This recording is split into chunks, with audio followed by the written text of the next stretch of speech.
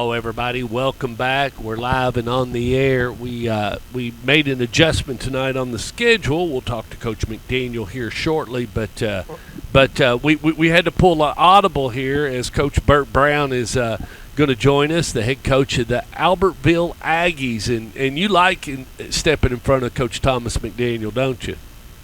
Well, I do, except for John Jones. That's his best friend. I thought John was my best friend, but when I was there at Stewart's Creek, he didn't come watch me play coach, and then he drove to Memphis that year and watched Tommy coach. So I always kid him about that. I thought you were my right tackle in college and my best friend, and you never came and watched me coach at Stewart's Creek. He never came down to Stewart's Creek and watched you coach? Never came. Never came. No, I won't ever let him live that down. Oh, no, you can't you got to grind that. I mean, that's a good one. Oh, don't you worry. I constantly do. Well, yeah. That's great. That's great.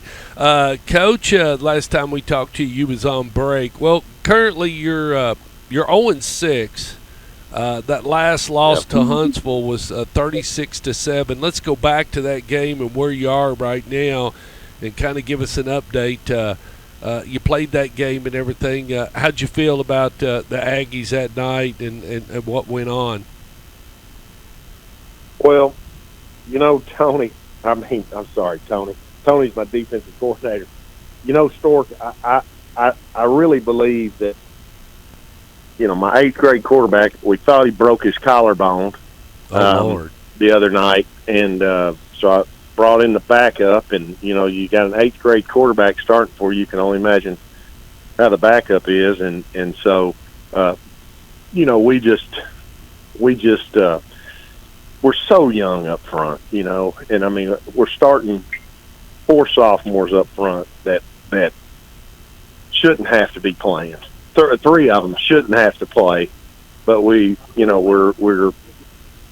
I think that the previous coaching staff ran several young men off in the junior and senior class, so that's just where we're at right now. And so, but it is tough when you're when high school kids, and it's our first year, and we're trying to get kids out and get them excited about football, and I think we do. And our kids, there's one thing about this bunch is they absolutely play their tails off, and they play hard. And I think we start 6 sophomores on a defense and 4 sophomore offensive linemen and a 8th grade quarterback in Alabama. Alabama, and we want to remind everybody, this is in Alabama, and this is 7A football. This is 7A football, yeah. And so, but the one thing they tell me around here is just how hard the kids.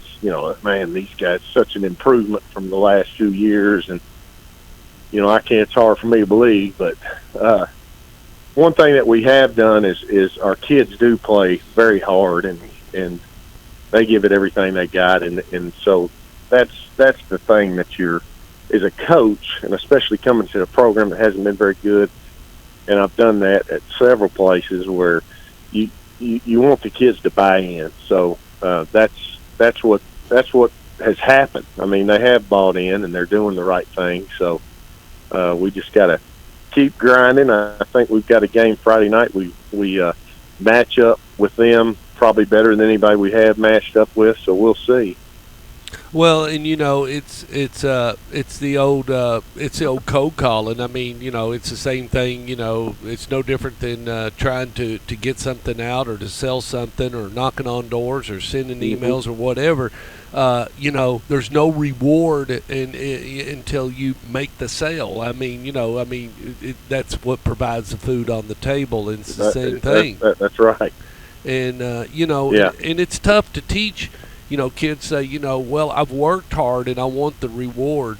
The problem is the guy across the street from you, whether you're blocking him or he's outselling you on 7 days a week through your work period, or whatever the case is, or it's a hardware store and they're selling more nails than we are, or whatever it is you do, they're doing it better and they've been doing it longer, or you're new.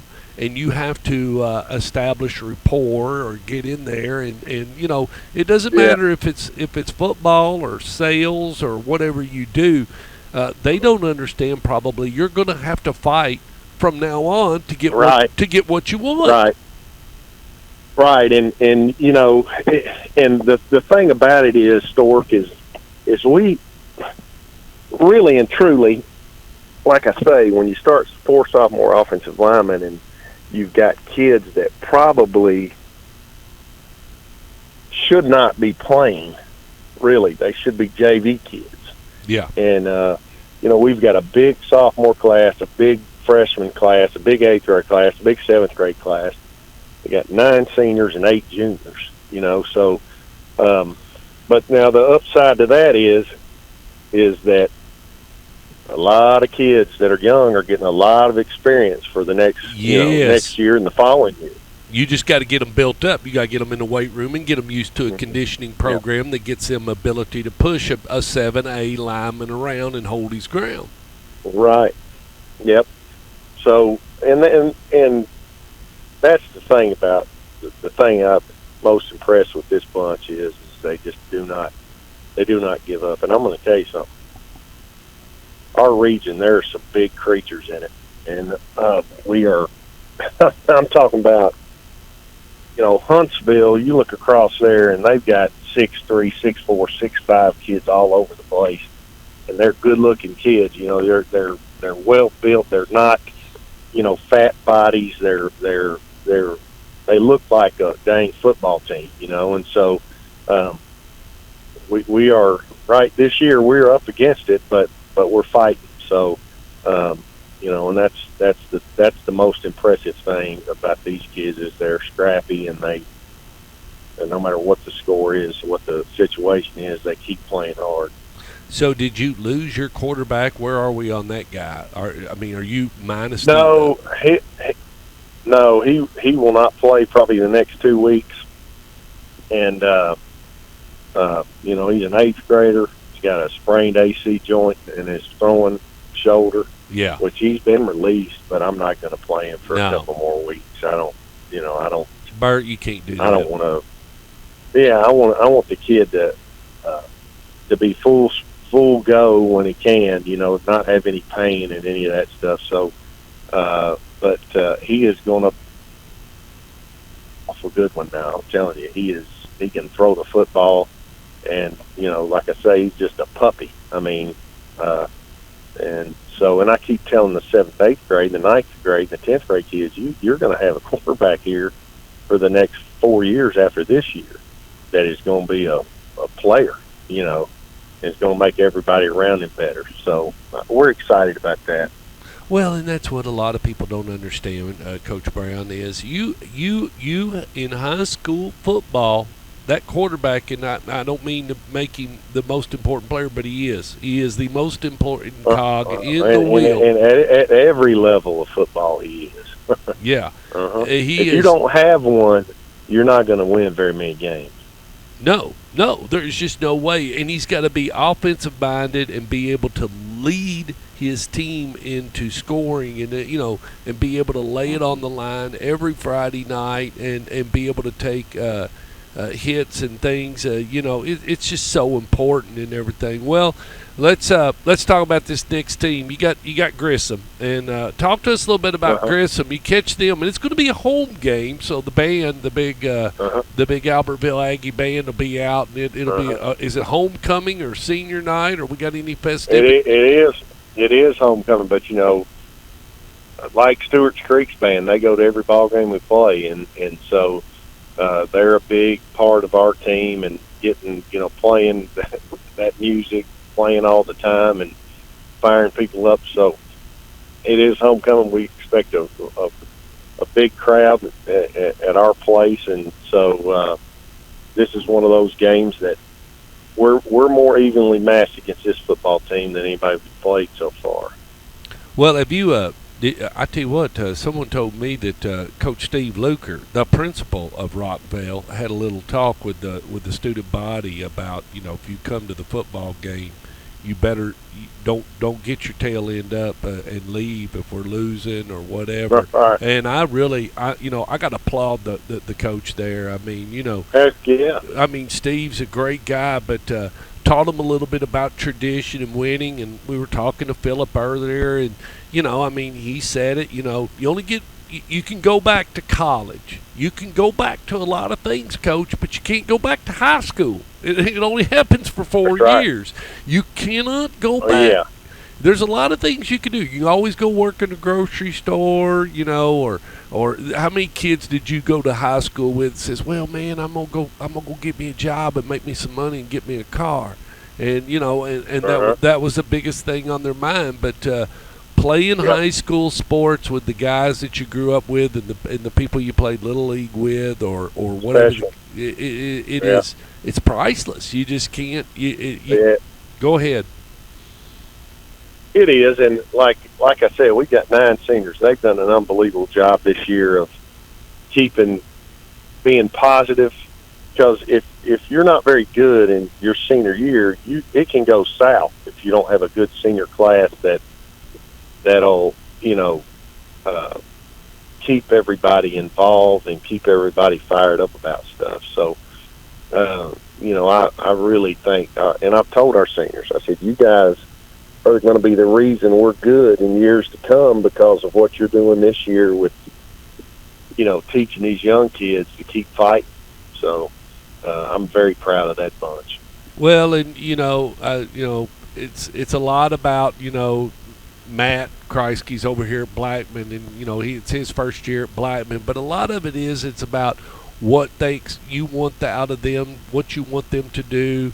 It's about going through the logistics of traveling on the road and the way you want the equipment to be set up and the way you want things done. Because, I mean, you've been a part of a college program, you played college football, and you know things that other coaches don't know. And then if a kid's taught wrong, then you go home and you tell you sweet things that, these kids been doing 15, 16 different things all wrong for like 2 or 3 years, and I'm having to unwind all that and teach a new routine. And we don't do it that way, we do it this way, and there's reasons. There is a reason, Coach Browne, you have them do everything that they do, and they don't know why.